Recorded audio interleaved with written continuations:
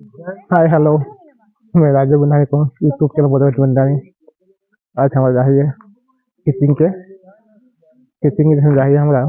এখন শরৎ ঘাটি মাঝে মাঝে মাঝে মাঝে মাঝে মাহি যায় के মন্দিরটা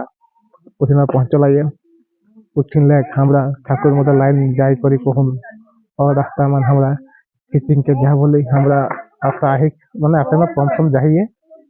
और हले कोन देख हमरा किचिंग के যদি ভিডিও মন নিহাতি তাকে দেখাবন হলে এখন শরৎ ঘাটি যেটা কয়েছে মন্দির जो आहे उठिन में देखावन जहाँ पास देखा এটা গাড়ি এখন দেখাই आहे একটি ও পাশে में যাহো দর্শক में নিহাতি তাকে দেখাবন যে উঠিন में পৌঁছলাম ভিডিওটা ভালো লাগবে নিহাতি তোমাকে ওকে কমেন্ট মারবেন নিহাতি আমাকে জানাবে হ্যাঁ और पासे এখন চললাম চলে যাও দেখাবো দেখেন শরৎ ঘাটি পাশে मैं चल रहा हूँ उठिन आस्ते आस्ते मंदिर पास के जाऊँ